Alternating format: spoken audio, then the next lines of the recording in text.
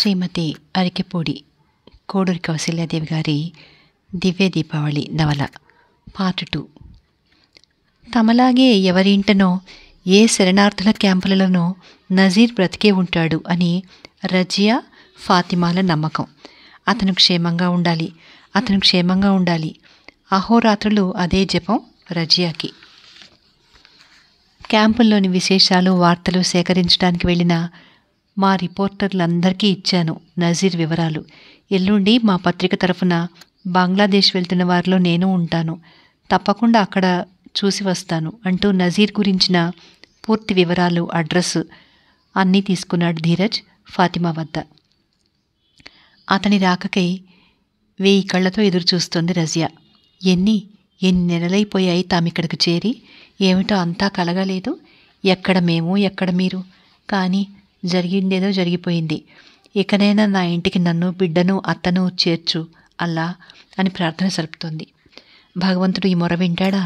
నిత్యం వీధి ద్వారం దశనే ఉంటున్నాయి ఆమె చూపులు, ధీరజ్ రాకను, అతను తెచ్చే వార్తను నిరీక్షిస్తూ. నా దగ్గర బిడ్డ అహ్మద్ ఉన్నాడు, అత్త ఫాతిమా ఉంది. కనీసం కొంతలో కొంత మనశ్శాంతి ఇది. కానీ ఆయన ఒక్కరూ పాపం ఏకాకే ఎంత దురపిల్లుతున్నాడో, ఎంతటి మనోక్షోభకు గురవుతున్నాడో. చిన్న బిడ్డను ఆ నిర్దయులు చంపేశారని తెలిసి గుండెలు అవిసేలా ఏడుస్తున్నాడో. ఎలా సమాధాన పెట్టాలతన్ని? నిత్యం ఇదే చింత. తల వాల్చుకుని నెమ్మదిగా అడుగులో అడుగు వేసుకుంటూ నీరసంగా వస్తున్న ధీరజ్ని చూసి ఎవరికి వారే విపరీతంగా కలవరపడ్డారు. ఏమిటి ధీరజ్, జ్వరపడ్డావా? సుమతి ఆత్రంగా అడిగింది. లేదన్నట్లు తలాడిస్తూ నీరసంగా కుర్చీలో కూలబడ్డాడు. నజీర్ విషయం తెలియలేదా? రహస్యం అడిగినట్లుగా అడిగింది దగ్గరగా నిలబడి. తెలిసిందనుకో అనలేక అన్నాడు. ఆ ధోరణి చూసి సుమతి గుండె ఒక్కసారి వేగంగా కొట్టుకుంది. నజీర్ మరణించాడా లేక అవిటివాడయ్యాడా? వివరం అడిగే ధైర్యం లేక అలాగే నిలబడి చూడసాగింది. ధీరజ్ వచ్చాడు. ఏదైనా చెప్తాడని కొండంత ఆశతో ఫాతిమా, రజియాలు కూడా వచ్చి నిలబడ్డారు. ఎన్నడూ లేని విధంగా ఆ రోజు రజియా కూడా ధీరజ్ ఎదుట నిలబడింది దీనమైన చూపులతో. ఆ కళ్ళలోని ఆశను హతమార్చే వార్తను నోటితో చెప్పలేని ధీరజ్ నేల చూపులు చూస్తున్నాడు. అతని తీరులోనే అశుభాన్ని ఊహించిన ఫాతిమా, రజియాల కళ్ళు గండిపడిన చెరువులే అయినాయి. నా బిడ్డ, నా నజీర్ చనిపోయాడా? వణుకుతున్న పెదవులతో పూడిపోయిన కంఠాన్ని ఎలాగో పెగల్చుకుని అడిగింది ఫాతిమా. లేదు, నిక్షేపంలా ఉన్నాడు ధీరజ్ సమాధానం. ఇదిగో ఈ ఉత్తరం మీకిమ్మన్నాడు అని బ్యాగ్లోని కవర్ తీసి ఆమెకు అందించి తిరిగి తలపట్టు కూర్చున్నాడు. తాము విన్నది నిజమేనా అన్నట్లు శ్రోతలు ముగ్గురు ఒకరి ముఖాలొకరు ఆశ్చర్యంగా చూసుకున్నారు. మరి ధీరజ్ అలా ఎందుకున్నాడు? బాబు, నీ తండ్రి బ్రతికే ఉన్నాడురా, ఇక మనం ఏడవక్కర్లేదు. ఫాతిమా మనవణ్ణి కౌగిలించుకుని ముద్దులు కురిపిస్తూ ఉత్తరం చదవమంది కోడల్ని. రజియా మొహంలోని నూతన కాంతిని, ప్రఫుల్లతను చూసి సుమతి, ధీరజ్లు అచ్చరు పొందారు. ఇక్కడికి వచ్చిన తర్వాత ఏనాడు ఆమె వదనం అలాగలేదు. అల్లాని స్మరించుకుంటూ లేఖ విప్పిన రజియా చదివి అంతలోనే ఆమె ముఖంలో కళలు తరిగిపోయి వెలవెలపోయి వెర్రిగా అందరి వైపు చూడసాగింది. లేఖ చేతిలోంచి జారి కింద పడిపోయింది. హఠాత్తుగా 2 చేతులతో మొహం కప్పుకుని హృదయ విదారకంగా ఏడుస్తోంది. ఏమిటి సుమతి, ఫాతిమా ఆత్రంగా ప్రశ్నించారు. ఫాతిమా తీసుకు చదివింది ఆ లేఖను. చదువుతూనే ఆమె మొహం కోపంతో, అసహ్యంతో నిండిపోయింది. ఛీ, ఉత్తరం నేలను విసిరికొట్టింది. ఎవరు? నజీర్ రాశాడా? సుమతి అడిగింది. నా ఎదుటే వ్రాసిచ్చాడు చెప్పాడు ధీరజ్. అవును, ఆ నీచుడి వ్రాతే అది. ఫాతిమా ఉగ్రకాళిలాగా ఊగిపోతోంది. నా కడుపును చెడపుట్టాడు. ఇంతకంటే వీడు చచ్చాడన్న వార్త వింటే సంతోషిద్దునేమో. నిగ్రహించుకోలేక ఆమె కూడా రోధిస్తోంది. రోధిస్తూనే మధ్య మధ్య సుమతికి విషయం వివరించింది. ఫాతిమా, అహ్మదులు మాత్రమే ఇంటికి రావాల్సిందిగా, అందుకు తగిన ఏర్పాట్లు చేస్తాడని వ్రాశాడు నజీర్. చెడిపోయిన మనిషి నాకు అక్కర్లేదు. అదసలు ఇంకా ఎందుకు బతికుంది ఇంత విషం తిని చావక? లోకలకు మొహం చూపగల సిగ్గుమాలినతనం దానికి ఉన్నా దాన్ని తెచ్చి ఇంట పెట్టుకుని ఏలుకోవాల్సిన అక్కర, సిగ్గుమాలినతనం నాకు లేవు. దాన్ని తెచ్చుకుని సంఘంలో నా పరువు గౌరవాలు నాశనం చేసుకోలేను. నేను మరలా వివాహం చేసుకున్నాను. ఈ లేఖనే తలాక్ అంటే విడాకులుగా భావించి రజియా తన ఇష్టానుసారం ఎక్కడికైనా పోవచ్చు. నా ఇంట మాత్రం అడుగుపెట్టడానికి వీల్లేదు. కావాలంటే అహ్మదును కూడా దాంతోనే ఉంచుకోమను, నాకేమీ అభ్యంతరం లేదు. ఇది నజీర్ లేఖలోని సారాంశం. అతను ఇంకా చాలా వ్రాశాడు రజియాను నిరసిస్తూ. అతడు ఆనాడు పారిపోయి ప్రచ్ఛన్నంగా అక్కడే దాగి ఉండి గొడవలు జరిగిన తర్వాత ఇంటికి తిరిగి చేరుకున్నాడు. రజియా అలాగే నేలన పడి ఏడుస్తుంది. తల్లిని చూసి కొడుకు ఏడుస్తున్నాడు. సుమతి కూడా మౌనంగా రోదిస్తూ రజియాను ఒళ్ళోకి తీసుకుంది. అయితే ఎవరు ఓదార్చగల బాధ అది? దానికి ఉపశమనం ఉందా? రజియా ఏం పాపం చేసింది దాన్ని త్యజించటానికి? తాను బుద్ధిపూర్వకంగా చెడిపోయిందా? ఈ పౌరుషం ఆనాడేమైంది? దుండగుల నడుమ నిస్సహాయంగా వదిలేసి తన మట్టుకు తాను పారిపోయి ప్రాణం రక్షించుకున్నాడు పిరికిపంద. భార్య పవిత్రతను కాపాడుకోలేని అసమర్థుడు, అశక్తుడు. భార్య బిడ్డలు ఎక్కడ కుమిలిపోతున్నారో పత్తా కూడా తెలుసుకోకుండా మరొకతిని కట్టుకుని కులుకుతున్నాడా? వాడు మనిషేనా? అలసిపోయేంతవరకు తిడుతోంది ఫాతిమా. భీకర ప్రళయానంతరపు భయంకర ప్రశాంతత ఆవరించింది ఇంటిని. ఎవరూ భోజనాలు చేయలేదు. శైలజ మాత్రం తనకు తాను పెట్టుకుని తిని ఊళ్ళోకి వెళ్ళిపోయింది ఈ శుభవార్త అందరికీ చాటించడానికి. ఆఫీస్కి వెళ్ళి సాయంత్రం వస్తానమ్మా, కొంచెం కనిపెట్టి చూడు, పాపం ఏ అఘాయిత్యమైన చేస్తుందో ఏమో ధీరజ్ తల్లితో అన్నాడు. ఇక ఏది దారి? ఈ పిల్ల ఏమైపోతుంది? సుమతి అడిగింది జాలిగా. అనాథాశ్రమాల పాలు కావాల్సిందేనా? ఏమోనమ్మా, ఏమిటో అంతా అయోమయంగా ఉంది. అర్ధరాత్రి నిశ్శబ్దంలో మెల్లగా గడప దాటుతున్న రజియాను బలమైన హస్తం పట్టి ఆపింది. రజియా నెమ్మదిగా ఏడుస్తూ వదలమని తనను పోనిమ్మని ప్రాధేయపడుతుంది. సందడి మాటలు విని సుమతి, ఫాతిమాలు లేచి పరుగున వచ్చారు.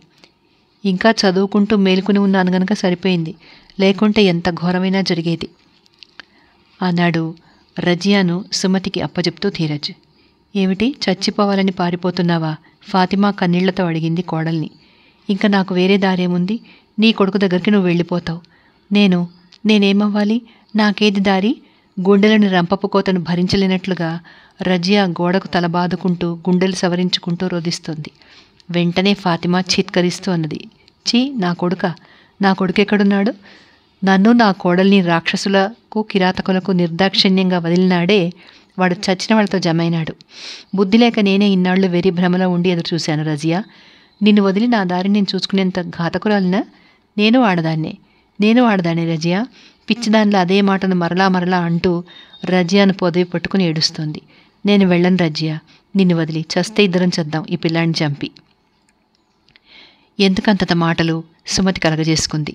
నువ్వు కోడల్ని వదిలి వెళ్ళనన్నావు, అదే నాకు చాలా సంతోషంగా ఉంది. ఏదో దారి ఆలోచిద్దాం, తొందరపడకండి అంటూ, ఏది రజియా, నాకు మాటి మరలా ఇలా ఏ అఘాయిత్యం తలపెట్టనని, నీకు తల్లి వంటి దాన్ని అంది చేజాపుతూ. రజియా కన్నీటితో సుమతి పాదాలు అభిషేకించింది. ముసలివాళ్ళు ఛాందస్సులు అది ఇది అనేవాళ్ళెవరైనా సుమతి, ఫాతిమాలను ఆ మాట అనగలరా? ఎంతటి అంతః సంస్కారం దాగి ఉంది ఇద్దరిలోనూ. దేశభక్తి, సంఘ ఉద్ధరణ అంటూ ఆర్భాటంగా తిరిగేవాళ్ళు వీరి కాలి గోటికైనా సరిపోతారా అనుకున్నాడు ధీరజ్. ఏ గదిలోనూ తల్లి కనిపించక హాల్లోకి వచ్చి నిలబడ్డాడు ధీరజ్. శైలజ కూడా ఇంట్లో లేదు. వయోవృద్ధురాలు కావడం వలన, దానికి తోడు మానసిక బాధలు కొంగడి తీయడం వలన ఫాతిమా త్వరగా నిద్రపోతుంది. ఆమెకు నిద్రాభంగం కలిగించడం ఇష్టం లేక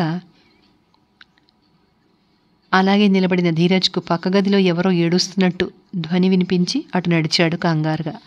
ఓరగా ఉన్న తలుపులను నెమ్మదిగా నెట్టాడు. అహ్మద్ పడుకున్న మంచంపై తలవాల్చి నిశ్శబ్దంగా రోధిస్తోంది రజియా. ఆమె ధీరజ్ను గమనించలేదు. లోపలికి వెళ్ళబోయి ఆగిపోయాడు. అహ్మద్, జ్వరం తగ్గలేదా అని పిలిచాడు. 2 రోజులుగా జ్వరం వస్తుంది అహ్మద్కు, మందు ఇస్తూనే ఉన్నారు. స్పృహలో లేని అహ్మద్ నుంచి జవాబు లేదు. రజియా లేచి ఓ పక్కగా నిలబడింది. ఏమిటి, జ్వరం ఎక్కువగా ఉందా అని అడుగుతూ లోపలికి నడిచి అహ్మద్పై చేయి వేసి చూశాడు. జ్వరంతో ఒళ్ళు కాలిపోతుంది. ములుగుతున్నాడు, కానీ కన్ను విప్పటం లేదు. అమ్మలేదా? రజియాను ఉద్దేశించి అడిగాడు. లేరు, బజార్కి వెళ్ళారు. అప్పటికి బాగానే ఉన్నాడు, ఇంత ఉధృతం లేదు కళ్ళు తుడుచుకుంటూ చెప్పింది. ధీరజ్తో ఆమె ముఖాముఖి మాట్లాడడం ఇదే ప్రథమం. ఇన్ని నెలల అనంతరం. భయపడకండి, నేను డాక్టర్ని తీసుకొస్తాను. తక్షణమే పరిగెత్తాడు ధీరజ్ బయటికి. భయపడద్దు, తగ్గిపోతుంది 4 రోజుల్లో. ఇంజెక్షన్ చేసి వెళ్తూ అన్నాడు డాక్టర్. తగ్గే వరకు 2 పూట్ల వచ్చి చూస్తుండే డాక్టర్ అని సాగనంపాడు ధీరజ్. దుఃఖిస్తున్న రజియాను ఒక్కతనే వదిలిపోవడం మానవత్వం అనిపించుకోదు. కాబట్టి అతను అక్కడే అహ్మద్ పక్క మీద కూర్చున్నాడు, అతనిపై ఒక చెయ్యి వేసి. ఉన్నట్లుండి అహ్మద్ కలవరిస్తున్నాడు. ఏవేవో అర్థం లేని మాటలు. డాక్టర్ వచ్చి వెళ్ళిన తర్వాత కొంత ధైర్యం వహించిన రజియా ఇప్పుడు మరలా కంగారు పడుతుంది. అహ్మద్, నువ్వు కూడా నన్ను అన్యాయం చేయకురా, ఇక నేను ఎవరికోసం బతికేదిరా అంటూ విలపిస్తోంది. ధీరజ్ గుండె ద్రవించిపోయింది ఆ నిస్సహాయురాల్ని చూసి. కంగారు పడకండి, తగ్గుతుంది. జ్వర తీవ్రతలు అలాగే అంటుంటారు అని శతవిధాలా ఓదార్చడానికి ప్రయత్నిస్తున్నాడు. లేదు, ఈ జ్వరం తగ్గదు. ఆఖరికి అహ్మద్ కూడా నన్ను ద్వేషించి వెళ్ళిపోతున్నాడు. నేనెవరికి అక్కర్లేదు అంటూ మంచం పట్టుకు నుదురు కొట్టుకోసాగింది రోదిస్తూ. చెట్టక్కున లేచి వెళ్ళి ధీరజ్ ఆమెను బలవంతంగా లేవదీసి ధైర్యం చెప్తున్నాడు. కష్టాలు వస్తాయి, కంగారు పడకూడదు. లేదు ధీరజ్ బాబు, ఇక నేనెందుకు బతకాలి? ఇంకెందుకు నా బతుకు? అంతకంతకు దుఃఖం అధికమవుతోంది కానీ తగ్గడం లేదు. ఆహాహా అంటూ శైలజ వెటకార స్వరం వినరావడంతో ధీరజ్ రజియాలు ఉలిక్కిపడి చూశారు. అప్పటికి ధీరజ్కి యథార్థం గుర్తొచ్చింది. తన చేతుల్లో రజియా. అతను అలాగే ఆమెను వదిలి 2 అడుగులు దూరంగా నిలబడ్డాడు. విహ్వలురాలై చూస్తోంది రజియా. అలజడికి ఫాతిమా లేచొచ్చింది. ఛీ, నువ్వింత అంటూ ధీరజ్ని ఏదో అనబోయి అనలేనట్లుగా వెళ్ళిపోతున్న శైలజ అంతలోనే ఫాతిమాను చూసి ఆగింది. చూసావా ఏమేం జరుగుతున్నాయో ఇంట్లో? ముసలాళ్ళలాగా వయసు వాళ్ళు హాయిగా తిని పడుకోలేరుగా. నాశనమైన వాళ్ళు అవ్వక మా ఇంటిని కూడా. శైలు, ఇటు నుంచి ధీరజ్.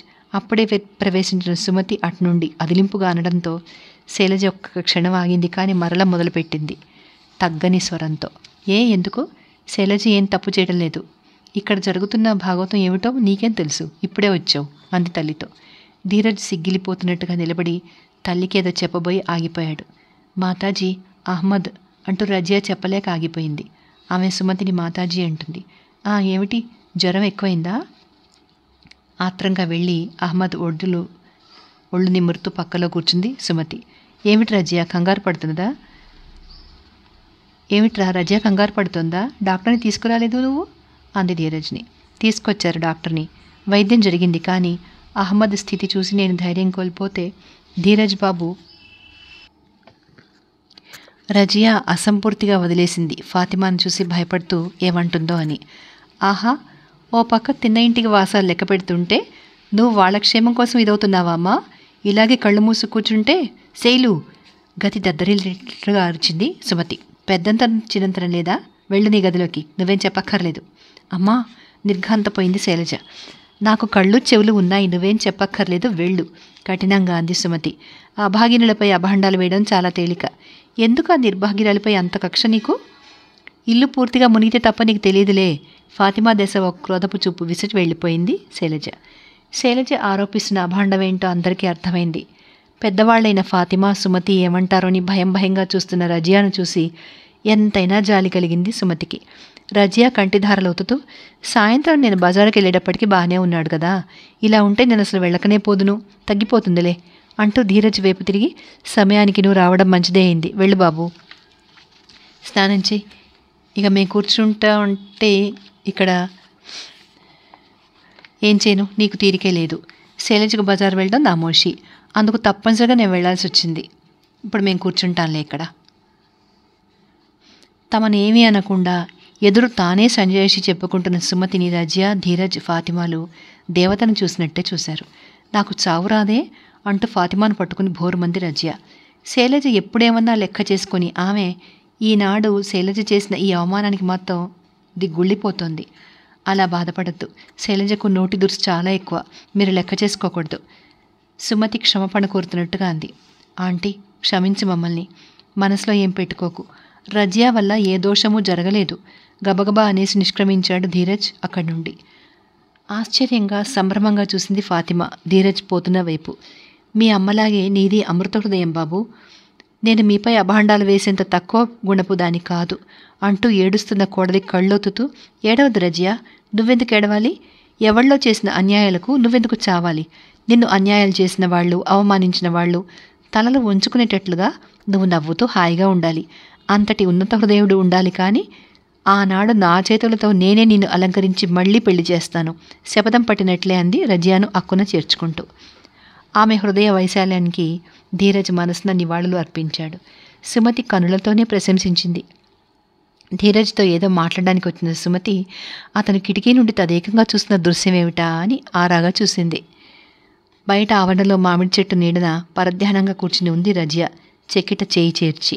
పాపం, భర్త బ్రతికుండాలి అని 1000 దేవుళ్లకు మొక్కింది.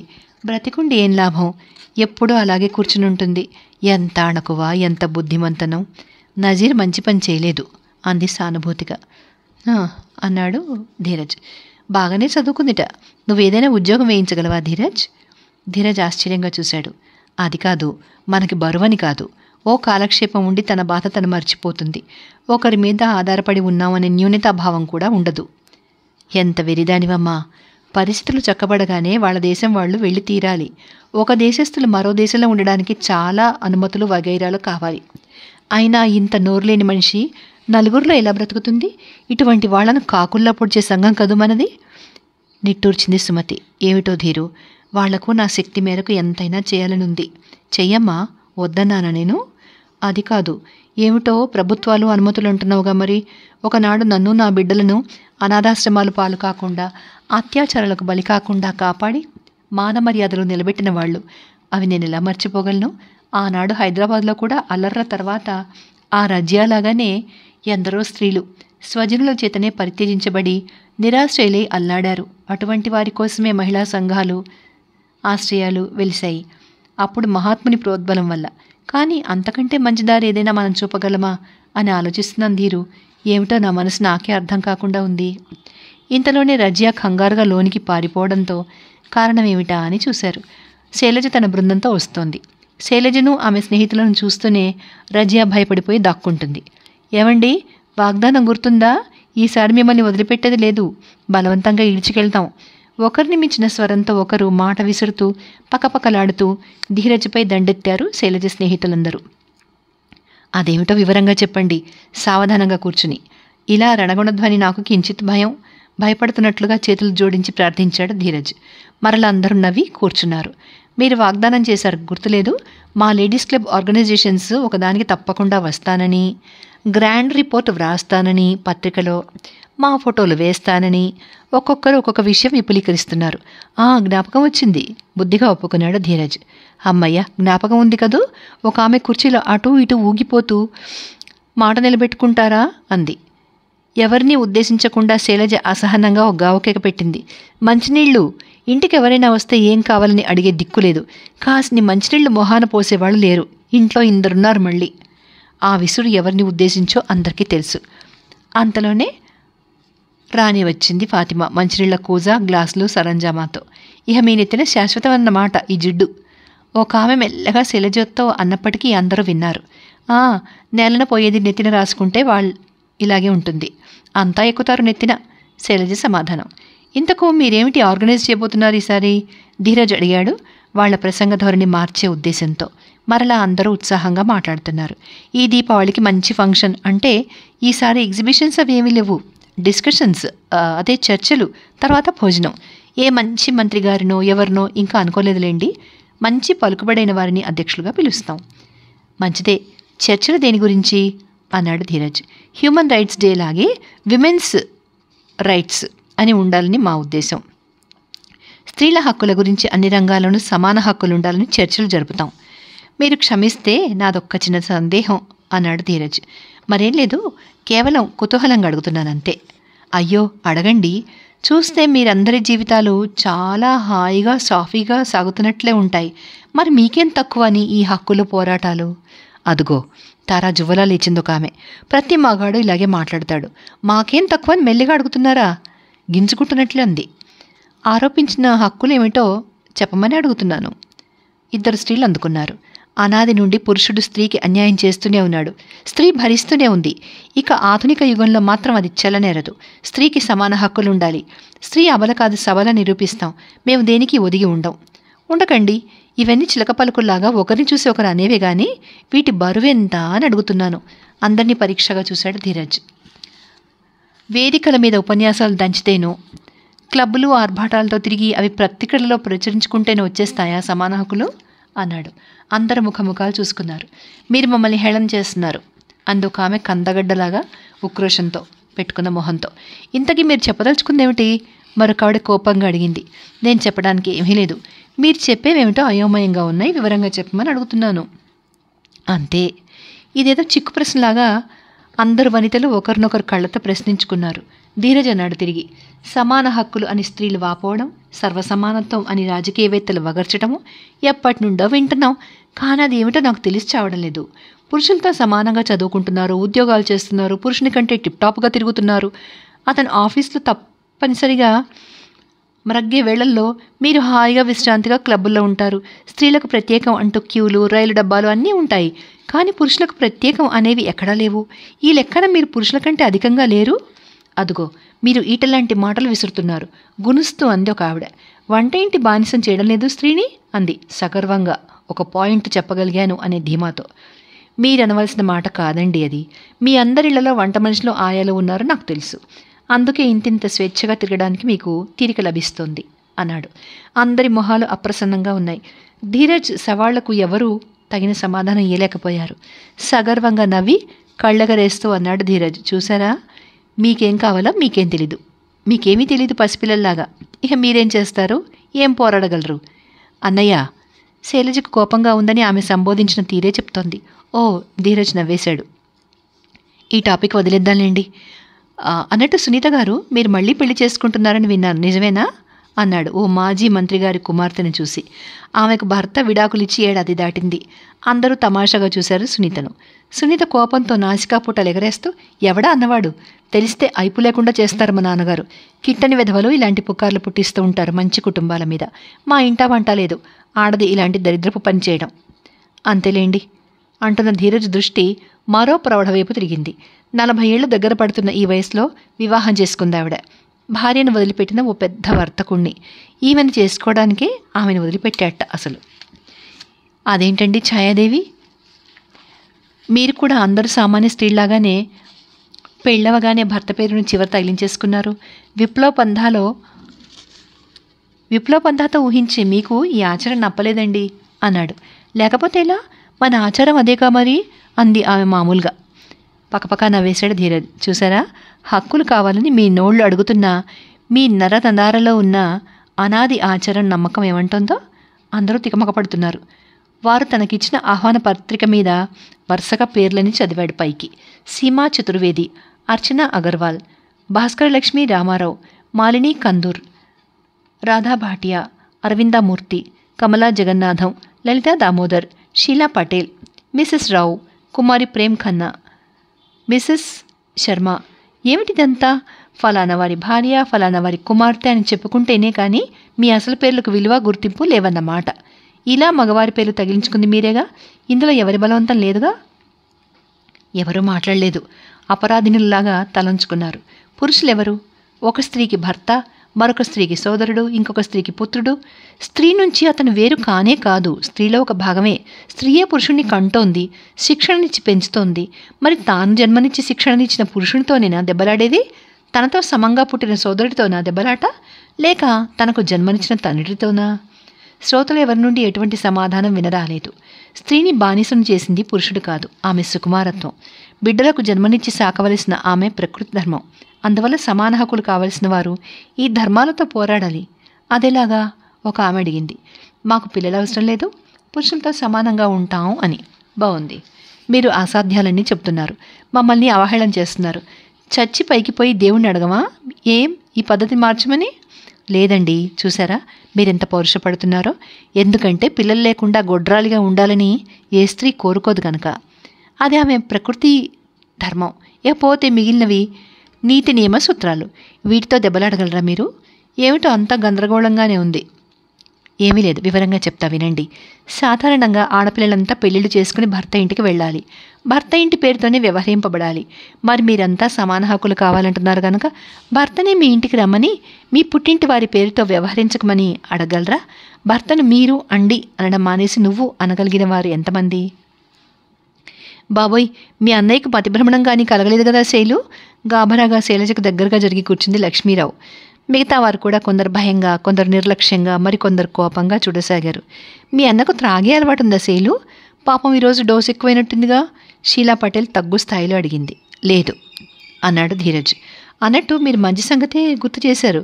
మీ పటేల్ గారికి అలవాటు ఉంది కదూ. మరి సమాన హక్కు వాంఛించే మీరు కూడా త్రాగి హక్కును నిలబెట్టుకుంటున్నారా? మీరంతా సిగరెట్స్ కాలుస్తారా? డామిట్! కాలితో క్రోధంగా నేలను తన్నుతూ లేచింది షీల. నడవండే పోదాం. ఏమిటి బోరు? ఏదో కాస్త పేపర్లో వేసి పెట్టమన్నాం కదా అని. ప్లీజ్, ధీరజ్ చేతులు జోడిస్తూ అర్థింపుగా అన్నాడు.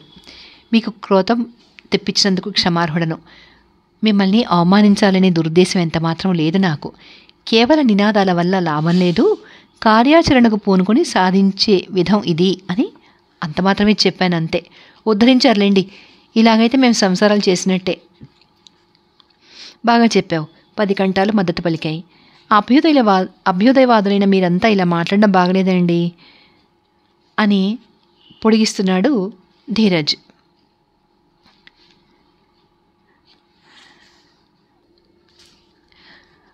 చూడండి, మా ఇంట రజియా ఉంది కదా, ప్రారంధం కొద్దీ ఏదో జరిగింది. ఆమె తప్పులేదు. అయినా భర్త ఆమెను పరిత్యజించాడు. ఆమె జీవితానికి ఇంకా ఎటువంటి దారి ఉండాలని మీరందరూ అనుకుంటున్నారు? అభ్యుదయవాదులు కదా. ఏముంది, ఉన్నాయిగా శరణాలయాలు. ఆదుకునే బంధువు చదువు లేకుంటే అవే గతి. మరి అంతేనా? మరో దారి లేదా అన్నాడు వాళ్ళందరి ముఖాలు పరీక్షగా చూస్తూ. మీరంతా కలిసి ఆమెకు మరలా వివాహం చేసి గర్వాంధులైన పురుషులకు బుద్ధి చెప్పలేరా? మరే పాపం, శుభ్రమైన కన్యలకు పెళ్లిళ్ళయ్యే దిక్కు లేకుండా ఉంది. 4 ఏళ్ల కొడుకున్న దాన్ని పెళ్ళాడే గతిమాలిన వాడెవడో ఉండడనుకుంటాను. ఏమో, ఎవరు చెప్పగలరు? ఉండవచ్చు. ఏ నాబోటివాడో అంటూ ఆగి అందరి దేశ పరీక్షగా చూశాడు.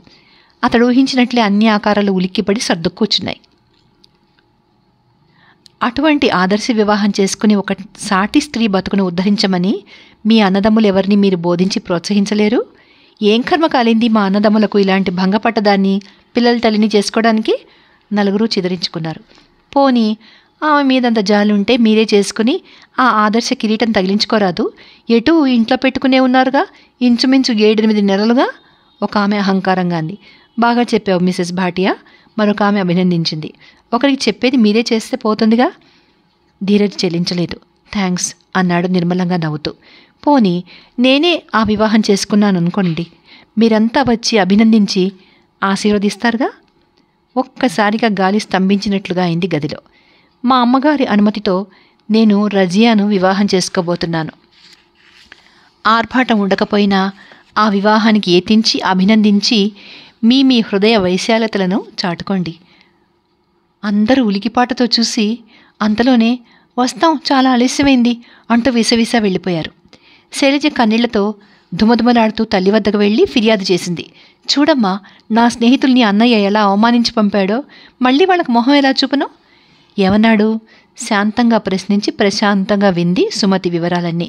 ఇంత దారుణమైన వార్త విని తల్లి ఏడ్చి శోకాలు పెట్టకపోవడం, కించిత్తు అలజడి కూడా ప్రదర్శించకపోవడం ఇంకా దారుణంగా తోచింది శైలజకు. అదేమిటమ్మా, దిమ్మకు నీరెత్తినట్టుగా అలా చూస్తున్నావు? కొంపలు అంటుకుపోతుంటే ఆ దారిని పోయే గతిమాలింది ఇంటి కొడలే కూర్చుంటుందా? అన్నయ్యకు మతేమైనా? ధీరజ్ వచ్చి నిలబడ్డాడు. శైలు, ఇక నీ విధోరణి కట్టిపెట్టాలి. నేను చెప్పింది అబద్ధం కాదు, కానీ జరగడానికి కొంత ఆలస్యం మాత్రం అవుతుంది. ఎందుకంటే ప్రభుత్వ అనుమతి వగైరాలు తెలుసుకోవాలి. ఇహ నువ్వు నీ నాలికను అదుపులో పెట్టుకుని ఆవిడని వీలైనంత గౌరవంగా చూడడానికి ప్రయత్నించు. శైలజకు కళ్ళు తిరిగిపోయాయి. జాతి కులము అన్నీ ఇలా ధ్వంసం చేస్తావా? మీ బావగారు మా అత్తగారు నన్ను ఎంత చిన్న చూపు చూస్తారు? నన్ను అసలు ఇంటికి రానిస్తారంటావా? వెక్కిళ్లతో అడిగింది. ఏం రోగం ఆయనకు? అంత గొప్ప గాంధీ భక్తుడు కదా. గాంధీగారి సూత్రాలు గుర్తు చేయి. ఏమైనా తల తిరిగితే ఆయనకు. చాలే, నీకు అలాగే హేళనగా ఉంటుంది. ఎవరి కోసమో నా బ్రతుకు బుగ్గి చేస్తావా? చిచ్చి, సిగ్గులేదు శైలు నీకు ఇలాంటి దీనాలాపాలు చేయడానికి? పెద్ద సమాన హక్కుల కోసం లెక్చర్లు ఇచ్చి పోరాడగల ధీర వనితవు కదా. భర్తను ఆ మాత్రం నిలదీసి అడగలేవా? ఇంతేనా మీ నాగరిక స్త్రీల భాండారం? శైలజ తలెత్తలేదు. అలా దుఃఖిస్తూనే ఉంది. నేను నిన్ను వెక్కిరిస్తున్నాను అనే అపోహ లేకపోతే ఒక్క మాట అర్థం చేసుకోవడానికి ప్రయత్నించు శైలు. తాము ఎయిర్ కండిషన్ డబ్బాల్లోనూ ఎయిర్ ఇండియాలోనూ మాత్రమే పయనిస్తూ, తమ పిల్లలను విదేశాల విద్య కొరకు మాత్రమే పంపిస్తూ వేదికలెక్కి సర్వసమానత్వాన్ని సాధిస్తున్నాం, దగ్గరకు వచ్చేసింది ఇంకెంతో దూరం లేదు అంటూ ప్రజలకు ఉపన్యాసాలు ఇచ్చి మతి పోగొడుతున్న గొప్ప నాయకులలో ఒకడు మీ ఆయన. ఎక్కడ చూసినా సినిమాల్లో రైళ్లలో ఒకటేమిటి ఫస్ట్ క్లాస్ సెకండ్ క్లాస్ అంటూ విభజన. ఈ విభజన ఏమిటోయ్? అంతా ఒకే క్లాస్ చేయండి, సర్వసమానత్వం అక్కడి నుంచి ప్రారంభించండి అని అడగడం రాదు పిచ్చి ప్రజలకు. అలాగే గంగిరెద్దు వేషం వేసుకుని ఈ గోళ్ల రంగులు, పెదాల రంగులు, అర్ధ శరీర ప్రదర్శన, నాగరికత అనుకుంటూ విర్రవీగే మీ వన్నెల విసిన కర్రలకు సమాన హక్కులంటే ఏమిటో, అవి సాధించడానికి త్రొక్కాల్సిన దారి ఏమిటో కూడా తెలీదు. మీ మట్టుకు మీరు హాయిగా బ్రతుకుతూ మీ అర్థంలేని నినాదాలతో తెలిసి తెలియని అమాయకుల బుర్రలను మాత్రం పాడు చేసి వదిలిపెడతారు. నీ అన్న మతాంతర వివాహం చేసుకుంటే దేశభక్తుడైన నీ అన్న నిన్ను వదిలిపెడతాడేమో అనే భయంతో శోకాలు పెట్టే నీవు వేరే దారి లేక నీ ఇంటికి ప్రాణరక్షణ కోసం చేరిన ఒక అభాగిని సాటి మనిషిగా స్త్రీగా కూడా గుర్తించలేని నువ్వు స్త్రీల హక్కులో గొడవ అంటూ అసలు ఆ పదాలే ఎత్తడానికి అనర్హురాలవు. ఆయన కోపం వస్తే నచ్చజెప్పలేవా? ఆయన వదిలిపెడితే ధైర్యంగా నిలబడలేవా? ఇంట గెలిచి రచ్చగెలువు. రజియానే కాదు, ఎందరో అభాగినులున్నారు మన సమాజంలో. వారిని ఉద్ధరించలేకున్నా మన్ననగా గౌరవంగా చూడగలగడం మీ స్త్రీలు అలవర్చుకుంటే అదే, ఆ గుర్తింపే స్త్రీల పాలిట దివ్య దీపావళి అవుతుంది. నేను ఈ వివాహం తప్పక చేసుకుని తీరతాను. అమ్మకు నాగరిక వేషాలు తెలియవు, నాగరికత అంటేనే తెలీదు. అయినా ఆమె హృదయం ఎంతో విశాలం, తప్పకుండా అనుమతిస్తుంది. అలాగే ఫాతిమా ఆంటీ, ఆమె తన చేతులతో కోడల్ని తిరిగి పెళ్లి కుమార్తెగా అలంకరించి పెళ్లి జరిపించగల ధీశాలిని. కొడుకు చేసిన అన్యాయానికి, కోడలి కష్టాలకు ఆమె ఎంత వాపోతుందో చూడు. అటువంటి స్థాయిని అందుకోగల మానసిక దారుఢ్యం కొరకు మీ స్నేహితురాళ్ళందరూ ప్రయత్నించి సాధించిన నాడు మీ జీవితాలే కాక మీ చుట్టూ ఉన్న యువతల స్త్రీల జీవితాలలో కూడా దివ్య దీపావళి వెలువరిస్తుంది. అదండి నవల. విన్నందుకు మీకందరికీ ధన్యవాదాలు.